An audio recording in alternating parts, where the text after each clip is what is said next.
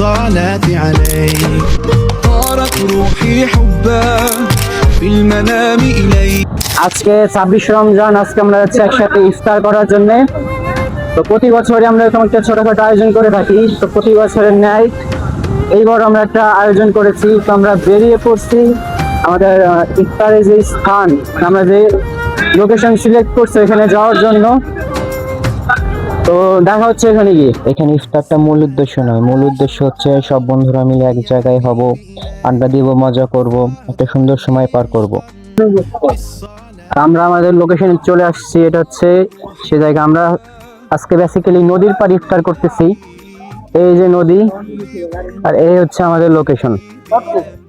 এই যে আপনি আজকে ইফতার করতে আসলেন ভাই, আপনার অনুভূতিটা কেমন?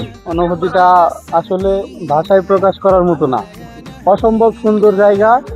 মনকে শান্ত করার জন্য নদীর পাড়ি যথেষ্ট। তো এখানে সাব্বির আর আবিদ মিলে আমরা যেখানে বসবো আর কি, চট যেটা ওটা বিছাচ্ছিল। চট বেছানোর পরে ইফতারের জন্য যে ফলগুলো কিনে এনেছিলাম ওইগুলো পানিতে ভিজিয়ে রাখছি যেন কোনো প্রকারের ময়লা না থাকে। ফলগুলো ভালোভাবে ধুয়ে নেওয়ার পরে এবার আমরা সবাই মিলে কাটাকাটি শুরু করলাম।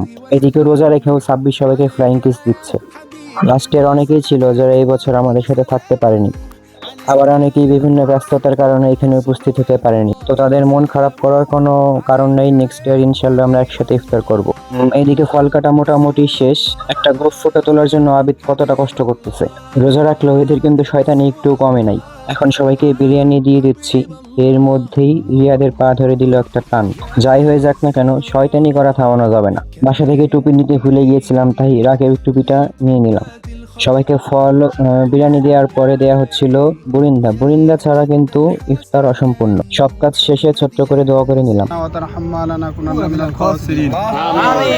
রব্বুল আলামিন, তোমার দরবারে হাত তুলেছি মাবুদ, আমাদের জীবনের গুনাহ খাতাগুলো মাফ করে দাও। তুমি আমাদের ইফতারকে কবুল করিয়া নাও।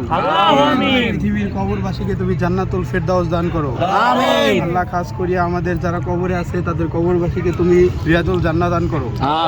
আল্লাহ, সামিউল রহিম।